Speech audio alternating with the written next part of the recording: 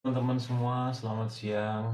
Eh, Kali ini saya ingin membahas tentang air baku yang digunakan untuk hidroponik. Di mana air baku yang digunakan untuk hidroponik itu adalah air yang bisa diambil dari sumur, ya. Kemudian air sungai, ya, air hujan, kemudian air tadangan air AC, ya. Kemudian air air bersih lainnya, ya. Untuk air pump, ya, itu diusahakan airnya diendapkan dahulu. Jadi sebelum digunakan diendapkan dahulu, ya, minimal semalaman gitu ya. Nah, air baku pada hidroponik ini sangat berpengaruh terhadap apa namanya, pertumbuhan tanaman, ya, dimana air hidroponik, paling tidak air yang digunakan di hidroponik itu adalah air dengan ppm yang rendah, kalau bisa sangat rendah gitu ya. Nah, kemudian untuk pH air yang digunakan, ya, pH air yang digunakan itu adalah pH air paling tidak di atas 7,5 lah, ya, di atas 7 gitu ya. Sebab kenapa di atas 7, ya, atau 7,5, air baku yang kita gunakan ketika untuk berhidroponik, jika airnya di bawah 7, ya, maka air tersebut ketika diberikan nutrisi maka akan turun di bawah 7, 6, ya, 6 pH-nya gitu ya. Nah, atau jika memang misalnya airnya terlalu asam di bawah 7, misalnya 6, ya, airnya 6, pH airnya 6. Nah, pH air 6 ini akan berpengaruh, ya, ketika diberi nutrisi maka airnya akan turun di bawah 5,5, artinya di bawah 5 gitu ya, di bawah 5. Nah, di mana sedangkan tanaman untuk hidroponik, ya, atau tanaman lainnya, air yang digunakan haruslah memenuhi syarat tumbuh tanaman, yaitu di mana range untuk tanaman adalah 5,5 sampai dengan 7,0. Tapi mengacu lagi kepada daftar atau tabel pH dan ppm, ya. Nah, perlu saya sampaikan bahwa pH air adalah acuan tanaman dapat menyerap unsur hara gitu ya. Jadi kalau pH-nya di bawah 5,5, di atas 7,0, maka tanaman nggak bisa makan gitu ya. Tanaman nggak bisa makan, artinya pupuk yang ada itu tidak bisa diserap maksimal, ya, tidak bisa diserap dengan maksimal. Nah, pada keadaan 5,5 sampai dengan 7,0, nah itulah pH yang normal untuk tanaman gitu ya. Jadi pH-nya harus diukur ya, pH airnya, terutama di hidroponik adalah pH airnya gitu ya. Jangan sampai nanti pH airnya tidak diukur. Ini kebanyakan nih, kebanyakannya teman-teman hidroponik berpatokan kepada ppm. Tanaman saya air nutrisinya, atau hidroponik saya air nutrisinya ppm-nya sudah tinggi kok katanya ya. Sudah tinggi airnya, ppm-nya sudah bagus di atas 1000 gitu, misalnya menanam katakanlah selada gitu ya, menanam selada atau misalnya menanam pakcoy lah yang di atas 1000 ya. Pakcoy atau sawi ppm-nya itu 1050 sampai dengan 1400 ppm. Jika misalnya ppm-nya sudah 1400 misalnya katakanlah, kemudian kita sudah merasa yakin, kadang-kadang sudah merasa yakin bahwa dengan ppm air nutrisi maka tumbuhan akan tumbuh dengan baik ya. Tetapi kadang misalnya katakanlah ppm-nya sudah tinggi tapi tanamannya kok bermasalah, misalnya daunnya kuning atau apa. Nah, maka sebenarnya patokan pertama yang harus kita perhatikan adalah bukan ppm, ya, bukan ppm, tapi justru pH airnya gitu ya. Jadi kalau ppm-nya sudah pas, pH airnya ngaco, maka nutrisinya nggak bisa diserap oleh tanaman gitu.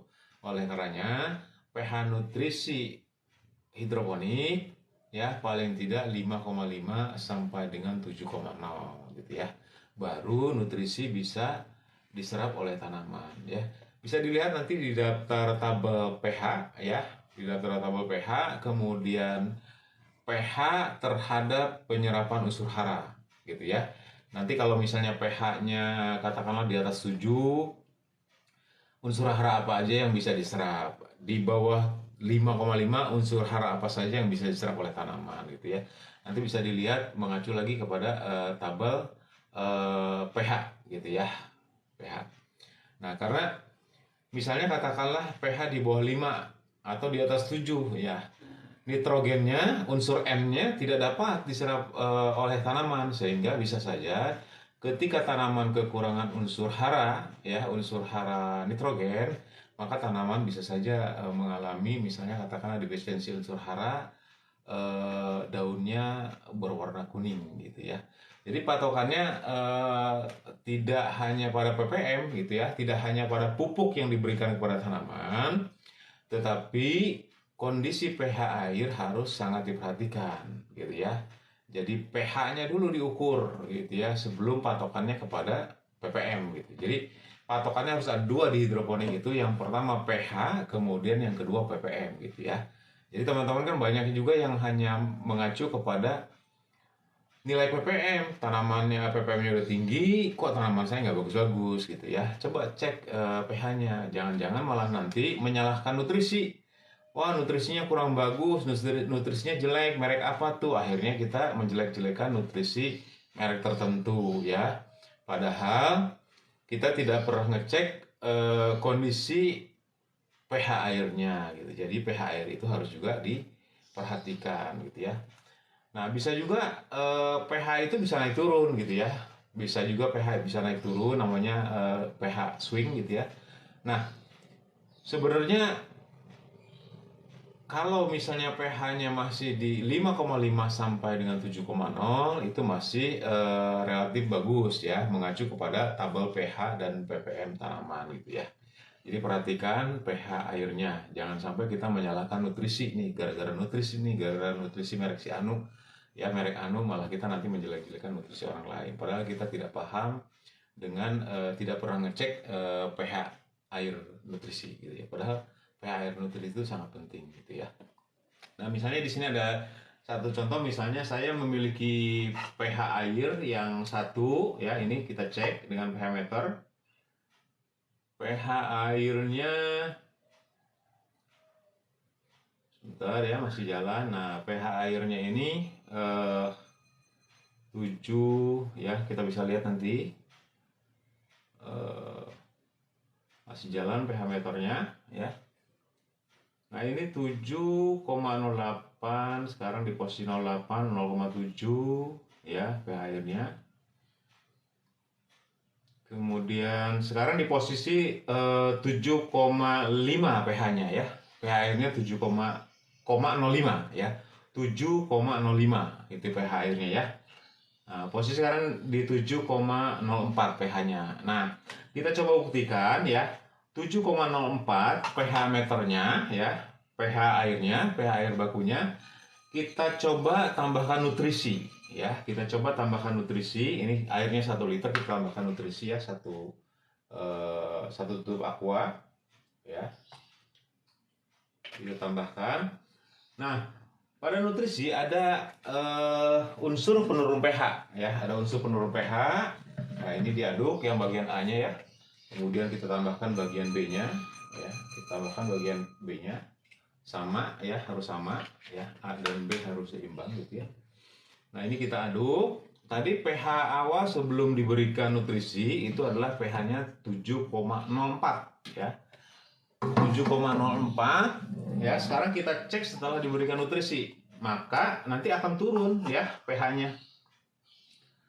Akan turun pH-nya, kita lihat ya. Sekarang di posisi 6,77, 6,75 ya, 6,74 ya.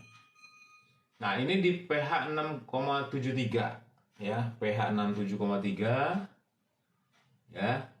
Ini masih relatif bagus ya, 6,72 pH-nya ya. Jadi masih relatif bagus ya, di pH air baku 7,04. Ketika diberikan nutrisi, posisi turun di 6,72 ya. Masih cukup aman ya, karena pH air nutrisi adalah 5,5 sampai dengan 7,0 gitu ya, tergantung lagi kepada tabel pH dan ppm tanaman gitu ya. Nah, kemudian di satu lagi air baku kita lihat ya, air bakunya berapa nih ya. Air baku yang satu lagi ya, itu di atas 7, sekian lah ya. Coba kita lihat ya. Kita perhatikan air yang satunya lagi ya. Karena ada dua sumber air tadi yang saya bawa ke sini ya. Ada 7,04 air bakunya. Nah, kemudian yang ini kita cek pH-nya. Nah, pada saat pH-nya turun naik ya, kita membutuhkan sebuah cairan ya, membutuhkan cairan untuk menaikkan atau menurunkan pH air gitu ya, menaikkan atau menurunkan pH air. Nah, cairan untuk menurunkan pH air yaitu disebut dengan pH down ya, kemudian cairan untuk menaikkan pH air nutrisi itu disebut dengan pH up ya. Nah, pH up ini ada pH down ya, ini untuk menurunkan nutrisi. Kemudian yang satunya lagi ada pH up, itu untuk menaikkan pH air ya. Jadi kita harus punya juga cairan pH up dan pH down ya, pH up dan pH down. Nah, jadi nanti akan disesuaikan lagi dengan air ya, dengan air penaik pH atau penurun pH gitu ya. Nah, ini sekarang posisinya pH-nya di 7,26 ya, 7,26. Tadi 7,04 ya, 7,04. Nah, sekarang kita berikan nutrisi, tapi setengahnya karena ini gelas takarnya 500, kalau yang tadi gelas takarnya yang 1 liter ya. Ini posisinya 7,29 ya. 7,29, 7,30 sekarang, 7,29 ya, oke, 7,29. Kita tambahkan lagi nutrisi ya. Nah, sekarang kita tes nutrisinya. Yang kita berikan, kalau tadi kan nutrisi yang kita berikan A-nya dulu ya. Nah, sekarang yang kita berikan coba B-nya dulu ya. Kita berikan B-nya dulu, ini B-nya. Kita kasih setengah aja ya, karena setengah liter. Ini ya. Kemudian kita aduk. Ini bagian B-nya, nutrisi bagian B. Kemudian kita tambahkan bagian A ya, kita tambahkan bagian A. Pasti kondisi ini akan berbeda ya ketika kita berikan A-nya dulu atau B-nya dulu. Makanya biasanya untuk ngasih nutrisi itu biasanya kita kasih yang A dulu ya, karena sifatnya basah ya. Kemudian baru kita kasih B gitu ya, kita kasih B. Nanti bisa naik bisa turun ya. Bisa nanti dicoba ya, dicoba setelah dikasih nutrisi A-nya dulu seperti apa, B-nya dulu seperti apa gitu. Jadi biar bisa diketahui gitu ya.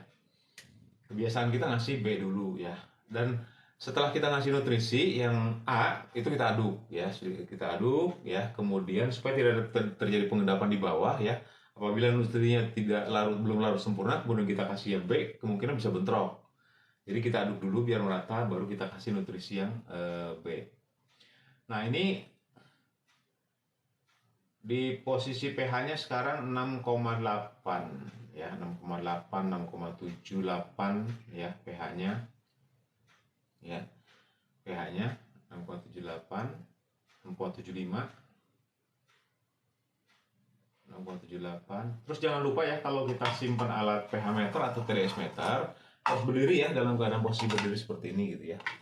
Sehingga kebiasaan kita kadang-kadang menyimpan alat-alat ini ditidurkan saja begitu ya, digeletakkan begitu ya. Ditakutkan nanti di bagian sini, di bagian sensornya ada kebocoran masuk nanti ketika dia tidur. Ditakutkan nutrisinya airnya merembes ke bagian elektrik di dalamnya, nanti bisa short dan bisa rusak ya pH meternya, alat TDS meter dan pH meternya gitu. Jadi posisikan ketika menyimpan dua alat ini ya untuk berhidroponik, posisinya berdiri ya, pH meter dan TDS esimeter gitu ya. Nah, kita cek lagi ya di sini ya. Kita coba nanti aplikasi pH down, pH up ya. Nah, yang tadi kita cek pH-nya di 6,75 ya, 6,75. Misalnya kita akan naikkan ya, berarti kita menggunakan pH up ya. Jadi pH up seperti ini ya, pH up. Nah, cairan pH up ini kita coba masukkan ke, ini sedikit saja ya, kita masukkan nanti sedikit saja dulu, nanti diaduk kemudian disesuaikan kira-kira sudah pas atau belum ya. Nah, ini sedikit saja, misalnya ini kita coba 1 tetes ya, nah itu 2 tetes ya.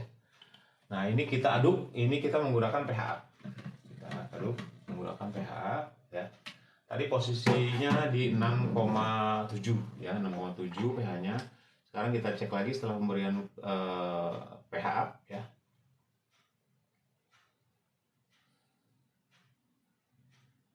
pH up. Nah, ini coba kita tambahkan lagi. Ya. Kita agak sedikit banyak ya. pH up. Jangan sampai ketukar nih. Jadi disesuaikan sedikit-sedikit gitu ya, mengasih pH-nya. Cairan pH atau pH daunnya sedikit-sedikit. Nah, coba sekarang kita cek ya. Nah, sekarang posisi cairan nutrisinya di 7,87 ya pH-nya. Jadi pH ini adalah cairan untuk menaikkan pH air gitu ya.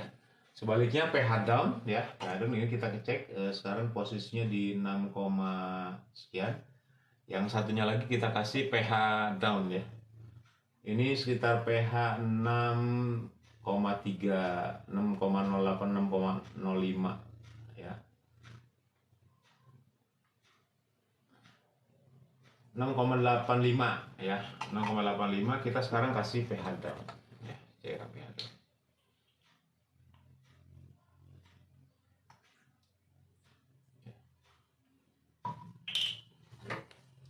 Sekarang yang ini kita kasih cairan pH down atau cairan penurun pH ya. Kita cek pH-nya sekarang.